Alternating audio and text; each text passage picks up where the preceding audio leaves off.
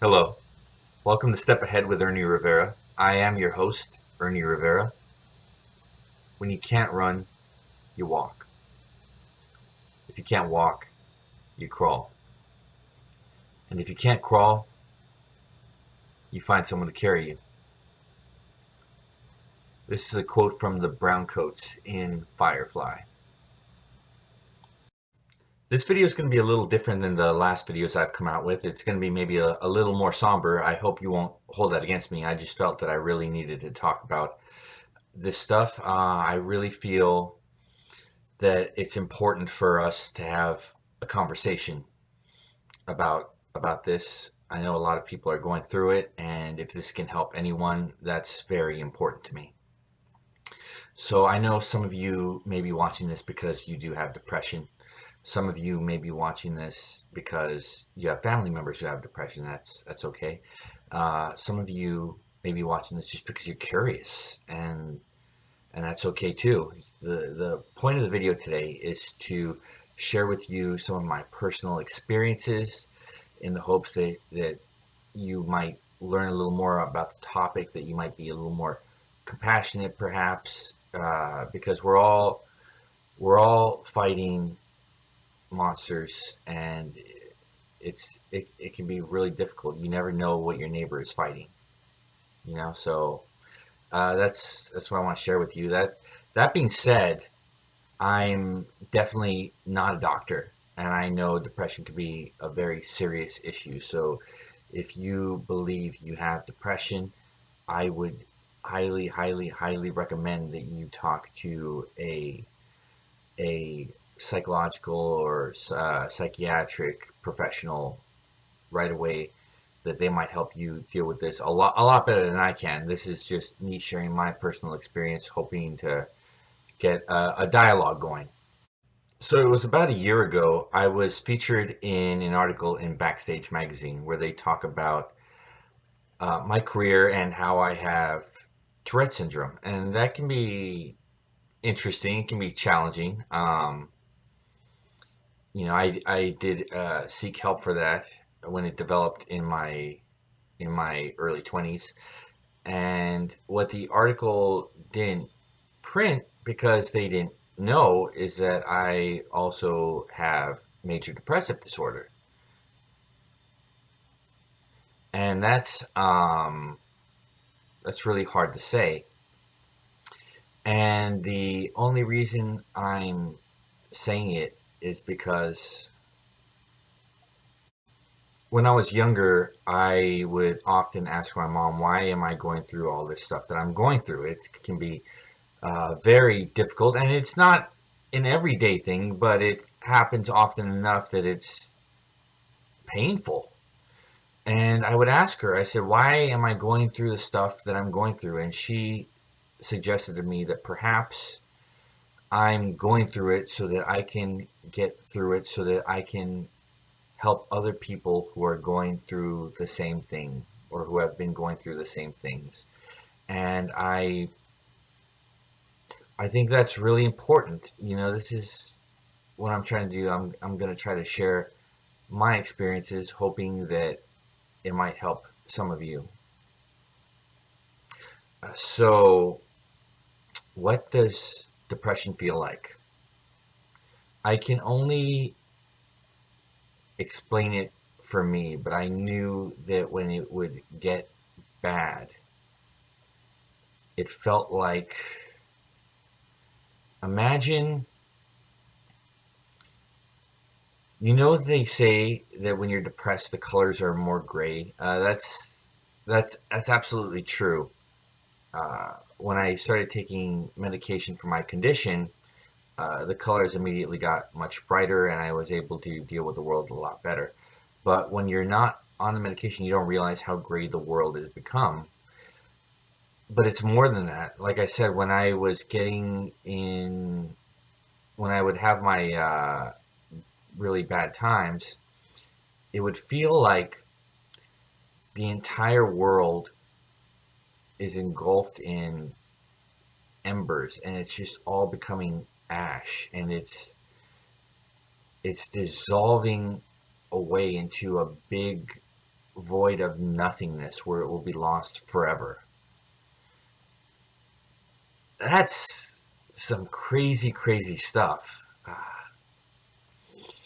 There's this idea called cosmic nihilism, and it's an idea in philosophy, and it's an idea in writing, and it's the idea that everything's so big and it goes on forever and ever and ever, that we are so insignificant that it's like nothing. We're here, we're gone, and we will never be here again. And in truth, now that I'm thinking about it, there is some liberation in that, because we have this moment. We may not have the next, but we have this moment, and that's why it's important that we make our decisions in the present. So how do I personally combat my depression? I'm going to give you some practical advice, things that have worked for me, and they're not going to work for everybody. Again, I'm not a medical professional. I'm telling you the things that have worked for me, hoping that it might get you perhaps jump started enough to go see a professional if this is your issue. But when I was younger, and all this really started happening in my very early 20s, and I'm not exactly sure why, but it does happen to some people around that age.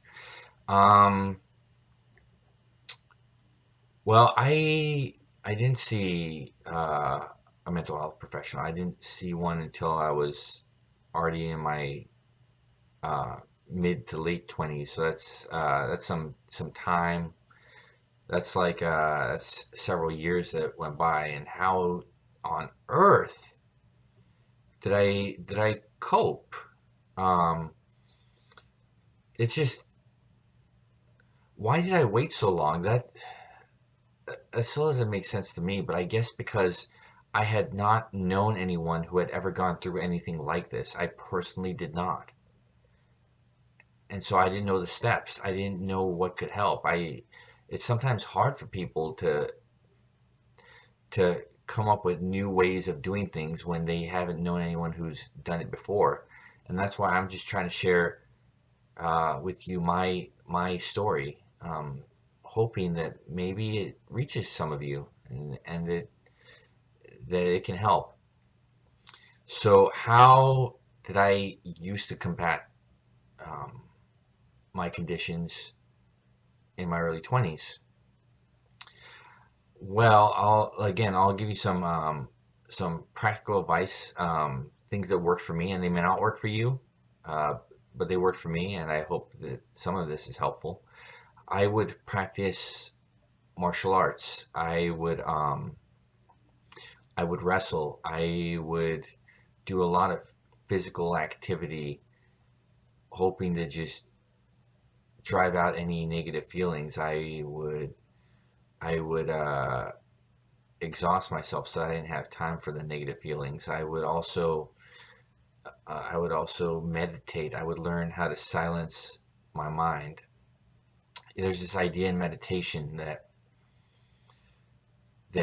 when you look up at a cloud-filled sky and the clouds keep blowing past and they keep moving and changing and it's all disorderly, you're not the clouds that you see with your eyes. You're the sky behind it. You're constant, peaceful, at rest. It's just the clouds that are in the way.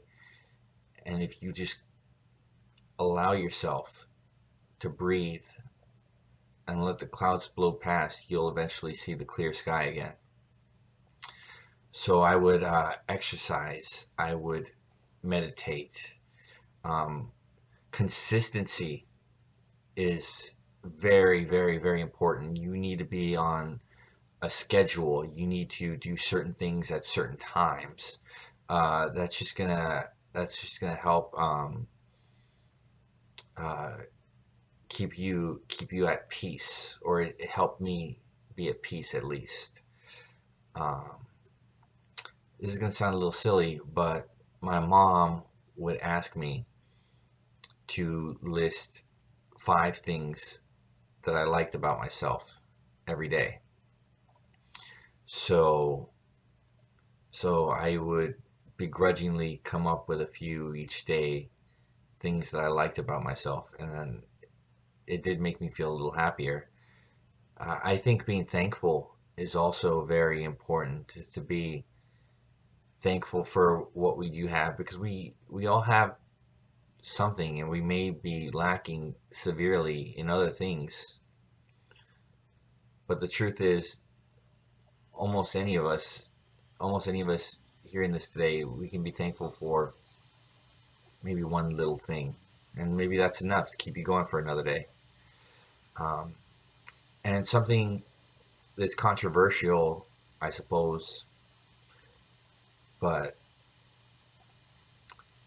it works for me, and I'm not a religious man at all. But the idea that there's something bigger than us out there, the idea that we can be thankful that things are going to be, they're going to go how they're going to go, but at the end of the day we can still be thankful to something bigger than us out there for what we do have. And some of you say God, and others say the universe, and others say nature, and it doesn't matter. It's something bigger than you. It's a connection to all living beings, a kinship with all life. It can be anything, but what's important is that you find time to not be ashamed, not feel bad, but to humble yourself.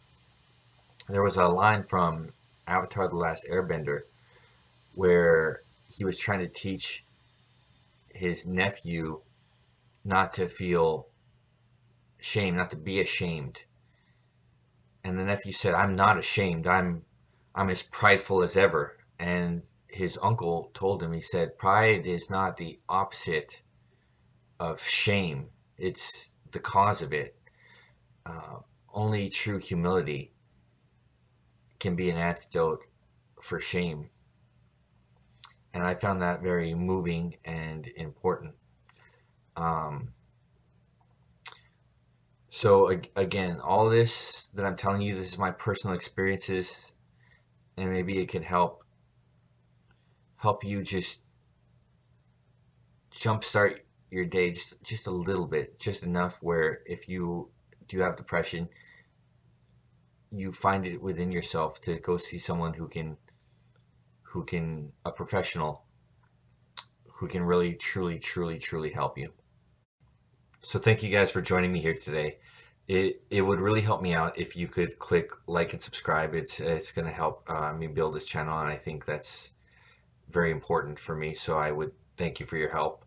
This has been Step Ahead with Ernie Rivera. I am your host, Ernie Rivera, and I hope that you all be safe. Take care, guys. Bye.